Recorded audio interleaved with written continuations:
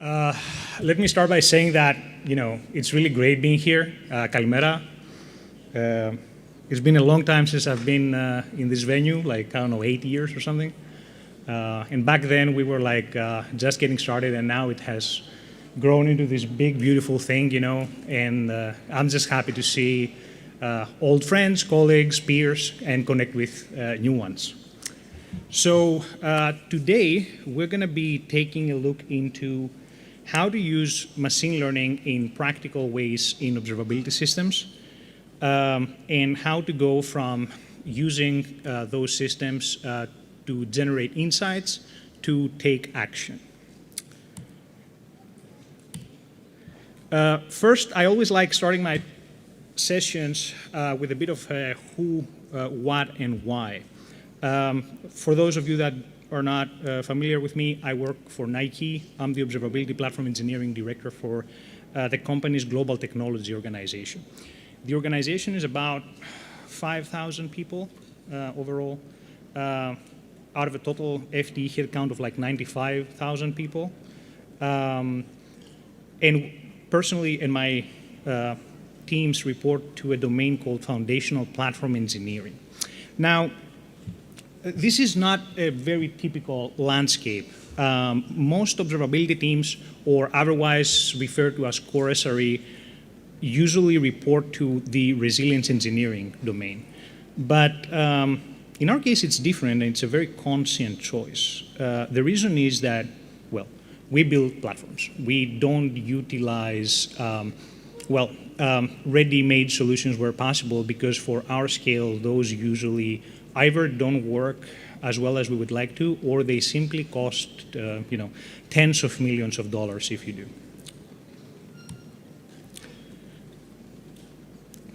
What is observability, right? Show of hands, anyone who hasn't heard the term before? Okay, that's great. Yeah. It's pretty much a marketing fad term, right? The term itself comes from systems theory and mathematics.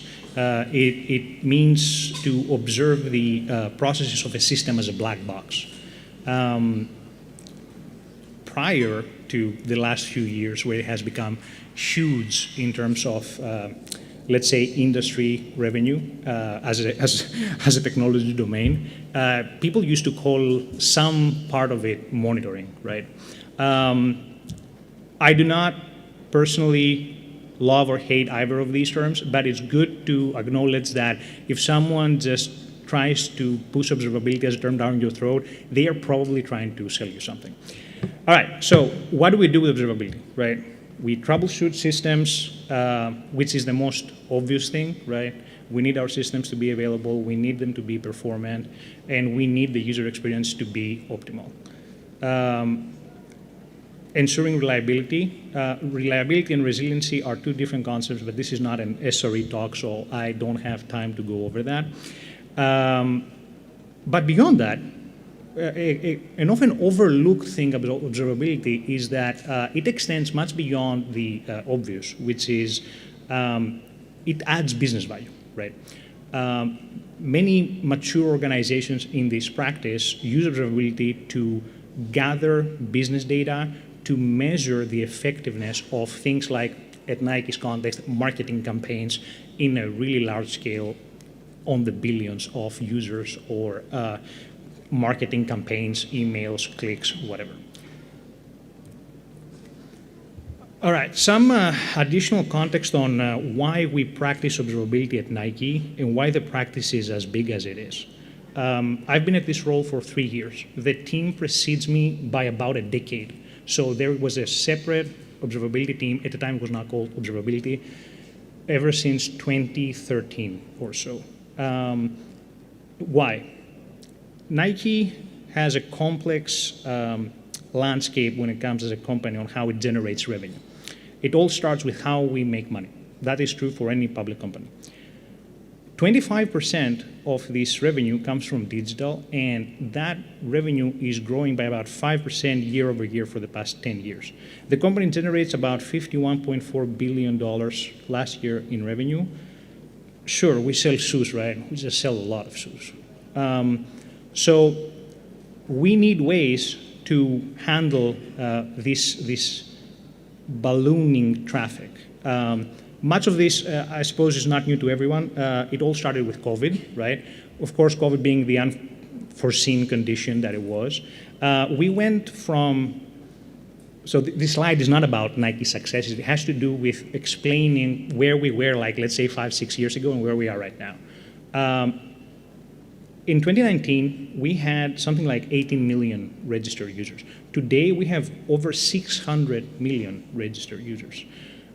We have hundreds of millions of concurrent users during holiday shopping events across the globe, like Black Friday, which is about to happen right now, or perhaps even more crucially, Singles Day, which is 11/11 in China in just next week, where 50% of the entire region business is done in a single day. Like, let me say this again, right? Let's say we generate $10 billion in China. That's actually a true figure. $5 billion of that revenue will happen next week within a single day because that's what the culture is there, right? People just go out or go online and they shop a lot. Because, of course, there's incentives from the companies to do so, from the retailers. This creates, as you can imagine, very unusual traffic patterns compared to baselines, right? 1 second of degraded digital experience costs hundreds of dollars during peak traffic events. I know we're being recorded, and I probably shouldn't say that, but back in 2023, just before I was hired, Nike had a 5-hour outage on a payment-related service that was not obvious to the user. So the user would click checkout, nothing would actually happen. The user would think they got their shoes, whatever. We didn't get the money. JVM in that service pretty much died because it just got a ton of traffic. That incident alone, depending on how you scope it, cost the company something like $30 million for just that kind of outage. So, long story short, you hear a lot about technology companies from people like Microsoft, right? Because we rely on them, right? But some of the more sophisticated technology companies out there are not really readily identified as such by our peers in the wider tech industry. It's not just Nike either. Same applies to other really big retailers like Amazon, Walmart, Target. Walmart and Target, like, they're supermarkets, right? But they generate over $100 billion of revenue a year. They are the biggest companies in the world by that measure, not by their market cap. And they all do really amazing stuff with tech, let me tell you, because we have to, primarily, right? Okay. So, considering that it looks like the audience is really familiar with the space, I will quickly glance over these. These are the telemetry signals, or the pillars. You'll hear that marketing term as well. We have metrics, which are quantitative data about system performance, help to identify trends and anomalies over time. Metrics are time series data structure, so point in time, and then just a bunch of them in a series. Logs, by far the most voluminous signal for reasons that have to do with historical context. Pretty much for a very long time, they used to be the only telemetry signal from systems. Logs are text, right? Usually nowadays in JSON, but not exclusively. And if you're lucky, and many people, including myself, are not, there is a data schema on those logs, so they're structured logs. Finally, the latest, and in my opinion, greatest addition to this team is traces. Traces track information flow as it moves through system boundaries, such as CPU process or network requests, providing insights into latency and service interactions. Who here has heard of OpenTelemetry? A show of hands. All right, very nice. OpenTelemetry is the second biggest open source project in CNCF, the Cloud Native Foundation, and it is the industry's attempt to standardize all those things, because it used to be the wild, wild west, and people would lose a lot of time either switching vendors or being locked in proprietary systems, you name it. So it provides a number of tools, including a data schema and network protocol, et cetera, to standardize these three. But also it provides other types of telemetry data, like profilers, metadata, exemplars, etc. Unfortunately, we do not really have the time to dig into those right now. And here is the meat of why I am here today before you. I've seen this in action many times, and the pattern is always the same, unfortunately. The main challenge that we face in this space is the sheer volume of data. And it's not just volume either, it's also cardinality, dimensionality, depending on what type of data we're looking at. Organizations struggle to deal with that. And I say struggle both in the literal term as well as in the how much it costs to do this way. Plus, when you actually have all that data, extracting useful insights out of them becomes a bigger ask.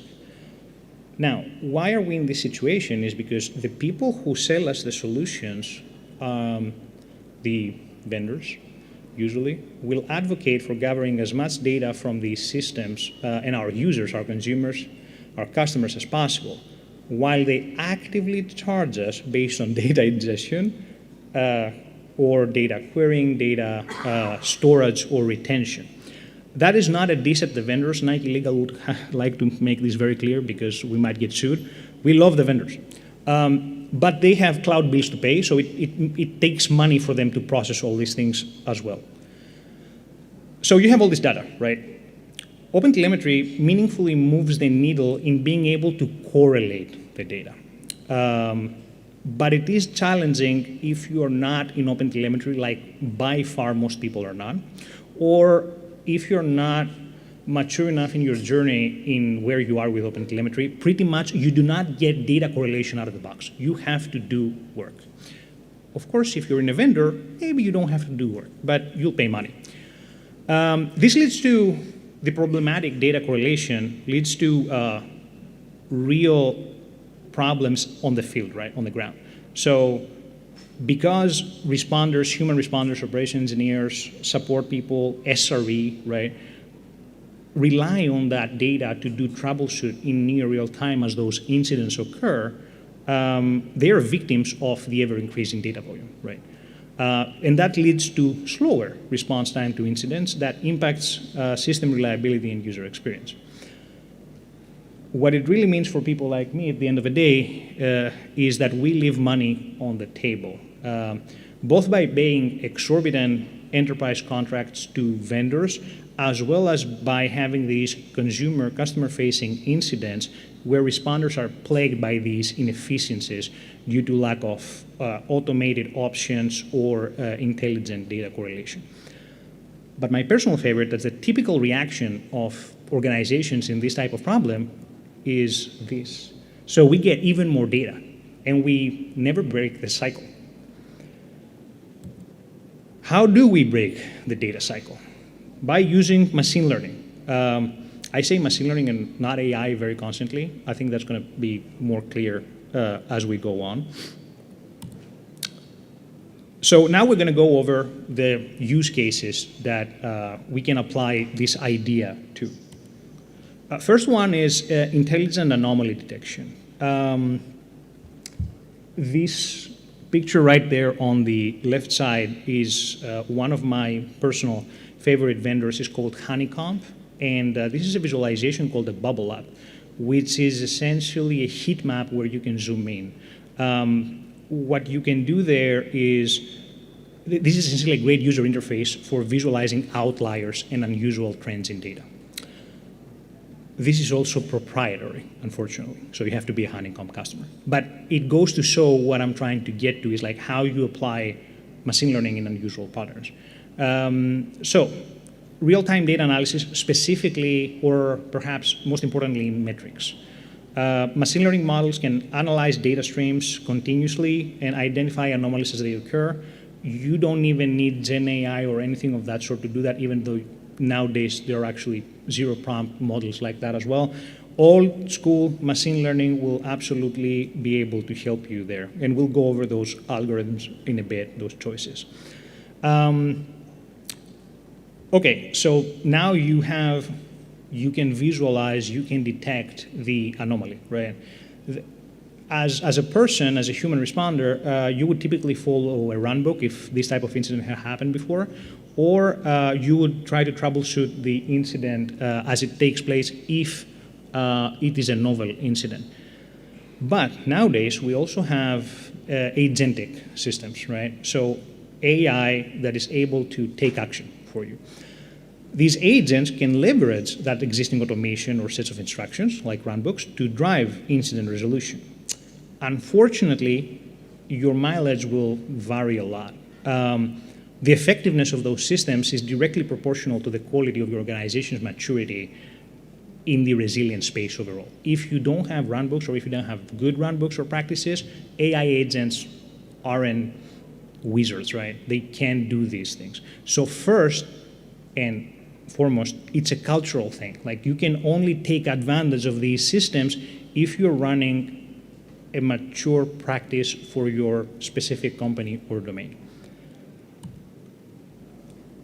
These are the machine learning techniques and algorithms usually used in this space. Again, we don't have the time to go over them all, but I would encourage you to take a picture. And also, I'm pretty sure we're going to distribute the material afterwards as part of the conference. Now, this is a personal favorite of mine. At Nike, we get something like 2 million alerts a day, and that's across the spectrum of the systems that provide alerts, right? Of course, as you realize, most of these alerts are bullshit, right? They don't mean much. So we have devised what we call an event to incidents funnel. The funnel, of course, starts wide, right? Up there, it's not just alerts. It's also events. I don't know, think kube events from Kubernetes, right? There are systems, both commercial systems like PagerDuty AIOps, or homegrown systems that you can use. Elastic, the company, has bought an open source project called Keep that also does this thing. This thing being event intelligence, pretty much, right? The idea here is that you can get to a very nice ratio of all that noise to compressed and actionable insights. At Nike, for example, that ratio of events to incidents being stage 5 down here, is about 15:1. So for every 15 of events or alerts that we get up there, only one of them makes sense. We think we can probably get to double that if we put the effort into it. So at the top, we have flaky data, right? Flaky means, think of intermittent events. Alerts that trigger and not resolve if you're using orchestrators like Kubernetes, or things that happen in a frequency that appears to be random. For better or for worse, some of them are actionable, but it's not always clear what or why. So you can use machine learning to filter those data, right? Take out the unreliable events and enhance the accuracy of the systems downstream. This leads to noise reduction, so minimizing the noise and ensures that the relevant signals are prioritized. If you're using AI to do this, that means adding context, adding highly contextual data to your alert. So not just the data that are part of the original alert, but enriching those with metadata as you go through the funnel. And the idea is that you get much more accurate notifications, right? People don't get paged at 2 a.m. They go to their incident management system, PagerDuty, whatever, and they lack the relevant alert information there, and then they have to go and troubleshoot, right? The idea is that if we wake someone up in the middle of the night, they have all the data they need to work through this. And it's crucial that the data is actionable. This is something that we get a lot of heat, even internally, about. Many people have the opinion that alerts can be valid without being actionable by a person or a system. In our opinion, that is not true. You should only be getting an alert down there if someone or something, a system nowadays, can do something about it. But people have opinions, and I just wanted to share that. Okay, this one is a bit of a more, let's say, niche set of use cases, particularly predictive maintenance, but it applies to some industries or people, so I'll go through them. So forecasting, right? Machine learning, even old school machine learning techniques are very efficient in building forecasting models. So this is important for a number of businesses that have cyclical traffic patterns like our own retail, but also like hyperscalers, AWS, public cloud, Azure, GCP, and companies that run their own infrastructure like data centers. Machine learning models can utilize predictive analytics to forecast potential system failures based on historical data patterns or hardware end-of-life information. Retail has holiday periods, right? Right now, we're one of them. During a holiday period in a major retailer, a number of highly unusual and largely mystical things occur. You might hear that referred to our RCW, or restricted change window. Does anyone know what that is, by any chance? So that means there are people out there that tell people like me or our software developers that you literally cannot deploy, okay? Think about that. It's 2025. And I have a dude in Oregon telling me I can't deploy it because it's a restricted change window, or I have to get approval from my vice president to do so. The idea behind this is that there is a very elaborate change management process in place to make sure that we reduce the effects, the potential side effects of introducing new change to these systems during these highly sensitive periods, right? There is merit to the idea, but the practice itself is, let me tell you, exhausting. But that's the idea, right? If you make it hard for them to do it, well, people won't do it. So it works, but also it sucks. All right, that's my personal favorite slide. Let me start by saying, show of hands, who uses systems like serverless or Kubernetes? All right, great. The image on the right side comes from Netflix. A few months ago, there was the most highly televised or successful, whatever, streaming event in history, which was the Jake Paul versus Mike Tyson fight. I don't know how many of you caught that. It was pretty embarrassing. But the problem, really, right on the right side, is that well, if you were tuned in on the live event, it stopped working after a while. It happened to me, and it happened to millions of Netflix viewers at the time. So what happened is Netflix uses Kubernetes, like most people, and unfortunately, allocating nodes to those clusters during, let's say, these real-time conditions was simply not fast enough. So eventually, they got there, but people had missed the fight. This is a very interesting problem, of course, because the very premise of computer orchestrators is that, hey, we automate stuff for you, right? You don't have to do this, we'll do it for you. Well, no, it's not true. Reactive scaling is not good enough for companies our scale because it's not fast enough, because you might use these orchestrators, but it takes minutes for something like Carpenter, which is a node pool allocator, to add new nodes to these systems and allocate the pods of the underlying components efficiently. For reference, in our own context, for Nike, anyone know what a shoe drop is by any chance? No? Okay, cool. If you go to your app store, there is an app called Sneakers. It's also a Nike app. Sneakers is for a group of people called sneakerheads. Sneakerheads are, let's say, sneaker aficionados. They are people who are really hardcore about collecting sneakers. So what happens there is we do these limited availability drops of product, right? I'll give you 500,000 Kobe 8 reverse product, whatever. People, of course, simulate race conditions to get that. And the most problematic side of this is most of them are people, but not all of them are people. There are about 20 to 30% bots competing to that, because what they do is that they get their hands in as much product as possible, and then they jack up the value on the secondary market like StockX. Where's Panos? He's not here. He's a big fan of StockX. We hate them for that reason. So, of course, we take action against bots, but what I'm trying to say here is that a SU launch doesn't last more than 2 to 5 minutes, right? The product is gone in those 5 minutes. And a bot doesn't take more than a few seconds to buy something. So this is the kind of scale that we unfortunately have to operate. So in preparation for major shopping events like the period that we're at right now, we pre-scale, right? We pre-scale using machine learning derived insight from historical traffic data patterns. So the role of machine learning in this resource allocation has to do with analyzing the historical data and essentially making recommendation by identifying usage patterns from similar periods the previous years.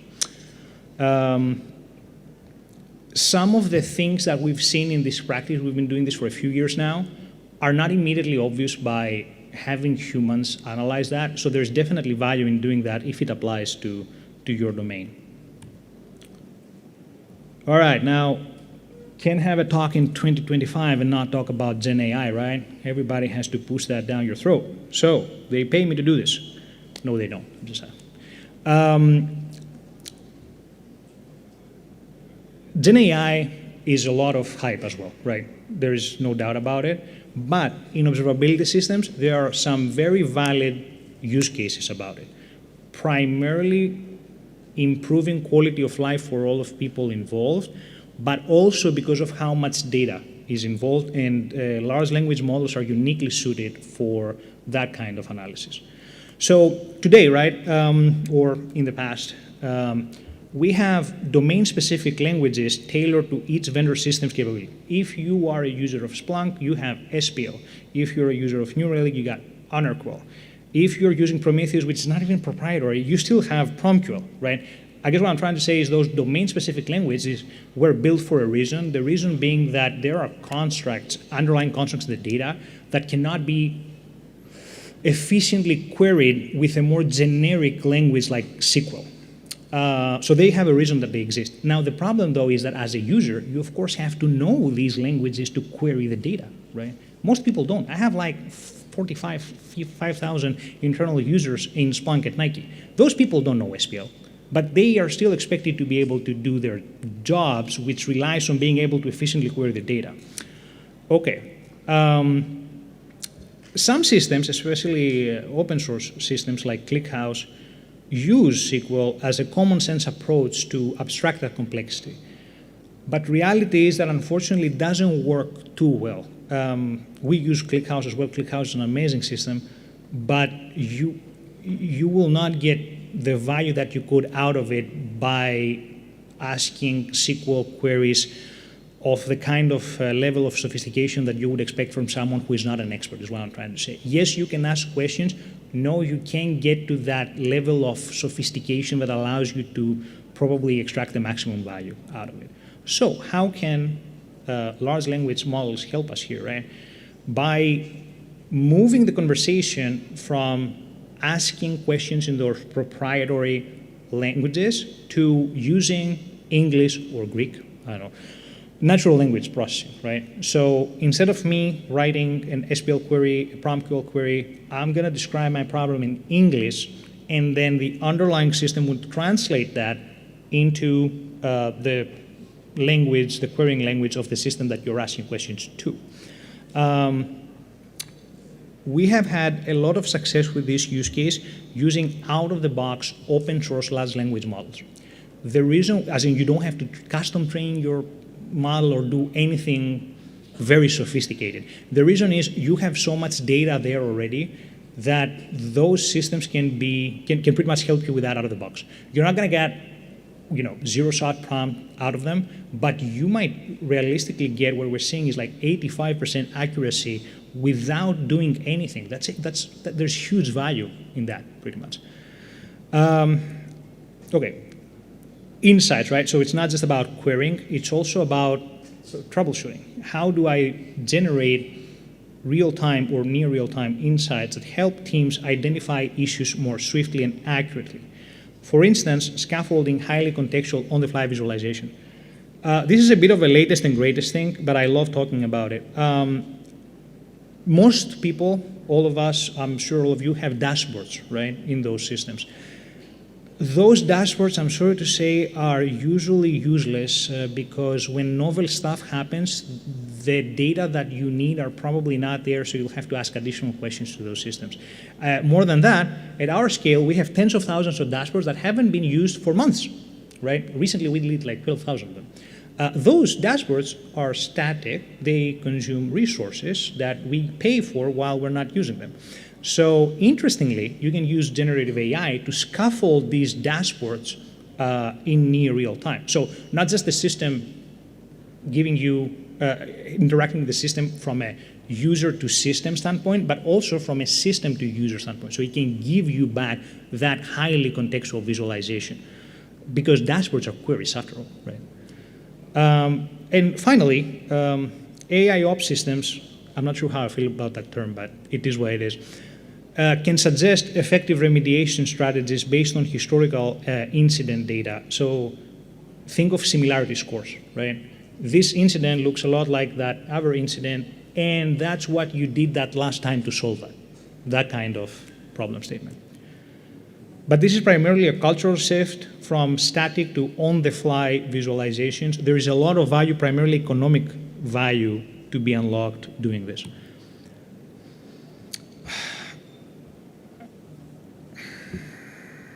We kind of covered that. I just want to reiterate that for large language model-based systems to help you not to generate insights, but to take action, the primary prerequisite is culture, right? Humans need to be able to do, first and foremost, the things that you ask of those AI systems to do. Because there is a whole operational reality to unlock to deal with once you deploy these systems in production. Much of that is covered by the term MLOps, but not all of it. So for instance, let's say you add a large language model, right? For the model to help you generate data during an incident, generate context, right? It needs to have near real-time access to the underlying telemetry stores, right? So it needs to have programmatic or otherwise access to a data lakehouse architecture or similar, wherever it is that you're storing that data. Vendors now have similar solutions, but if those are only really useful if you're using a single vendor for all your use cases. And this is probably latest and greatest, let's say. The key shifts driving this change goes from the static to the dynamic, right? So from those rigid dashboards to conversational interfaces. By the way, personally, I'm not a huge fan of chat interfaces in those kinds of systems. There are probably better user interfaces and user experiences, but we can talk about that offline because I'm really running out of time. From telemetry, so from endlessly discussing, dude, we have to get that data in the system. Like, I don't want to have that conversation ever again. To deriving business value, like if you're in this space, your job is not to get the data in the system. Your job is to get intelligence, to get business value out of the data. So observability data using those AI systems can become a semantic layer for agentic AI, enabling reasoning across logs, metrics, and traces. You can chat about the system or otherwise query on like, hey, why is this alert happening? And the system can go back and look on that data, provided that you have the necessary data engineering plumbing in place. And go from monitoring, which is largely a reactive practice, to decision support. So AI-driven workflows that provide anomaly detection, causal insights, and remediation suggestion, accelerating AI ops adoption. That's like a lot of buzzwords. There are a bunch of vendors, new vendors in this space that take different approaches in how they use AI to deliver on this promise. In my opinion, causal insights is probably the more interesting approach forward, and there's actually a Greek startup doing great things with that called NoFire AI. I recommend taking a look at them. So impact, right? If you do these things, the idea is you get to faster root cause analysis, reduced cognitive workload for human responders, and having proactive, context-aware insights. So get to the problem before the consumers take wind of it. Like, that's the idea. Move the whole conversation left.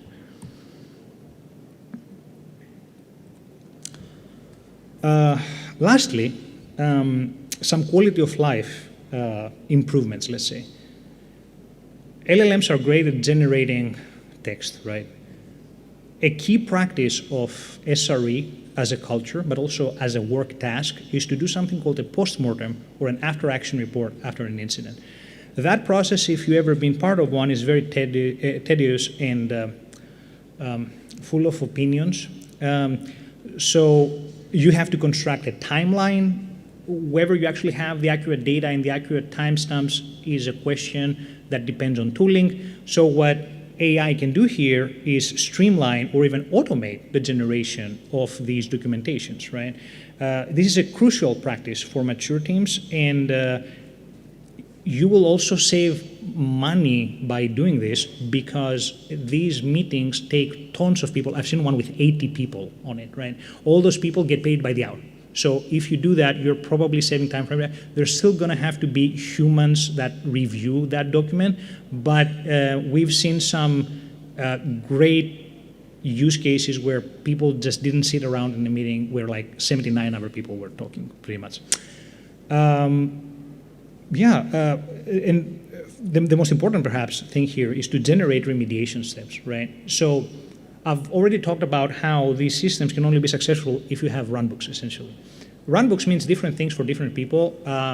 Some people will have just sets of instructions for other humans to read and follow. Other people will have scripts, right, hopefully, or a combination thereof.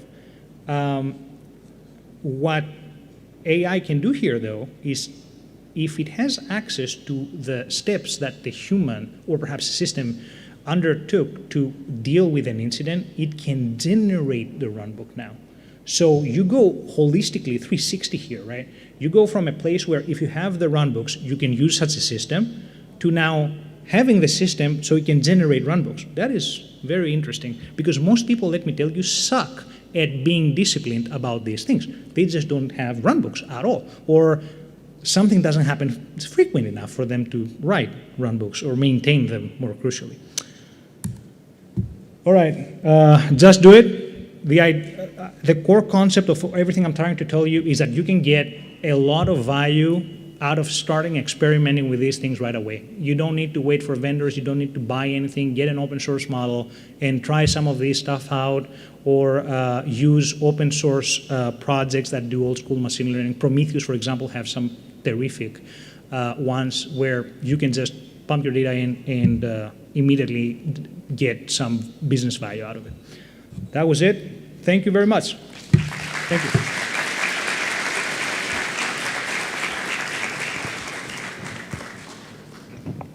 Are there any questions you may want to ask? No one?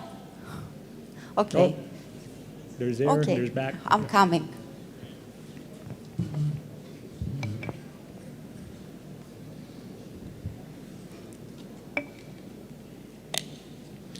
By the way, what is up with this?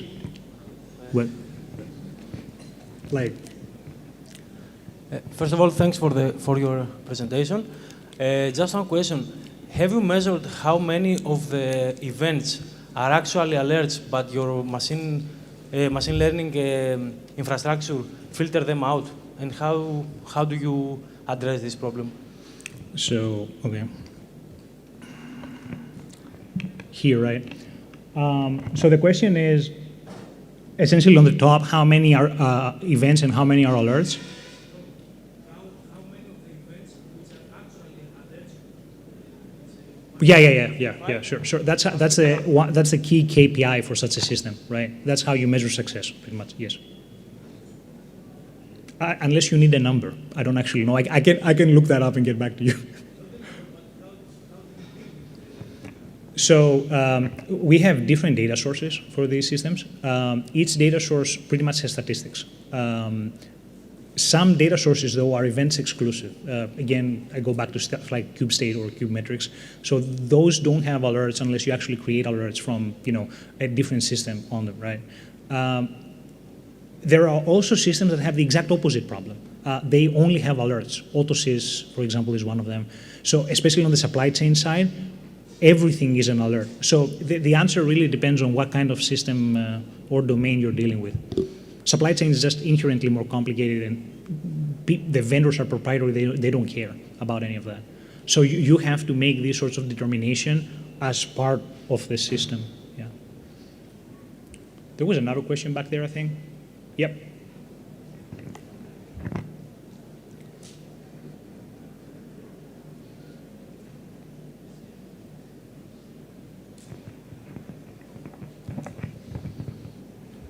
Hi, thank you for the presentation. A little bit advanced question, or more specific, I guess. I was wondering how RL, reinforcement learning, can fit in this kind of architecture. I can hear you. I was wondering about reinforcement learning. I mean, we've seen machine learning and generative AI has been used in your architecture. So I was wondering if there is any space for use another kind of AI technology in there. I'm sorry, space for what? Reinforcement learning. Oh. To take maybe actions based on the learnings. We haven't gotten to that just yet. Come on. Yeah. Thank you. Yeah, absolutely. Anyone else? No. Thank you very much, Mr. Sure. Tsilopoulos. Thank you. Thank you very much. On the issue of RL, right? The reason that we don't really use RL in these kinds of systems is that we don't have to, right? We can get value more immediately, but it would absolutely be a valid technique if you're like on more complicated domains potentially.